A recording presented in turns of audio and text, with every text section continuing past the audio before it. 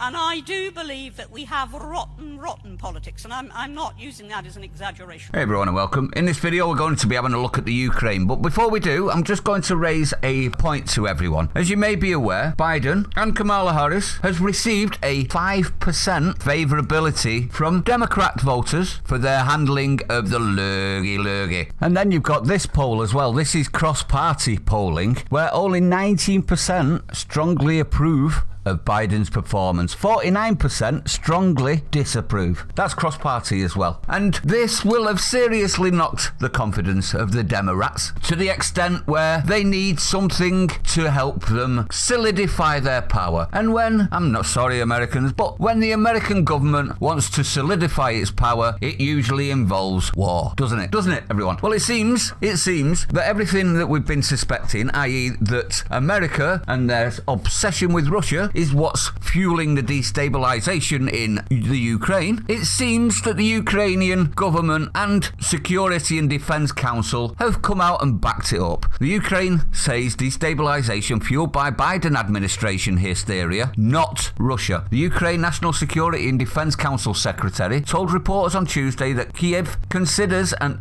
intelligence reports from the West agree, that internal destabilisation caused by panic over a potential further Russian invasion is the number one issue, not any potential invasion. So, in other words, the panic that's been created by the US and British government and a lot of others is what's destabilising the Ukraine, not the threat of any potential invasion. So they're actually whipping up a storm, aren't they? Now, Ukraine themselves seem to have no worry about Russian invasion, as they've come out and said that it's impossible for Russia to invade, directly contradicting the panicked demands by the administration of Joe Biden for Americans to flee the country. Now, if you're wondering what that is, they're actually talking about ambassadors' families and ambassadors that they're pulling out from Kiev. Well, it turns out that this is an obvious ploy to create panic, because Kiev is 500 miles away from the border. So for them to pull them out at this stage is theatre, isn't it, everyone? Now, don't believe me.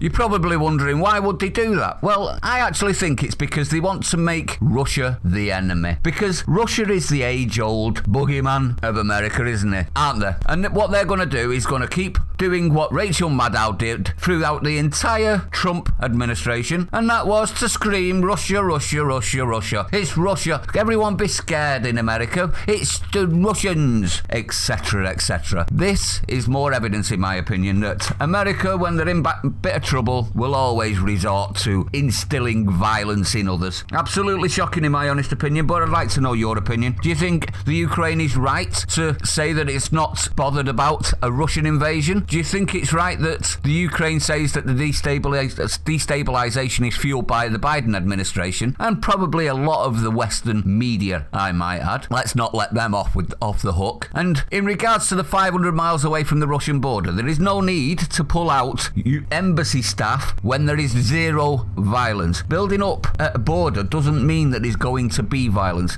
Technically, Russia have done nothing wrong. It's inside their own country, is it not? Absolute joke what America will do to keep a little bit of political clout for yourself. But let me know what you think. If you're new to the channel, don't forget to hit the like, comment, subscribe, hit the bell icon, share it out, stay sane. See you on the next one.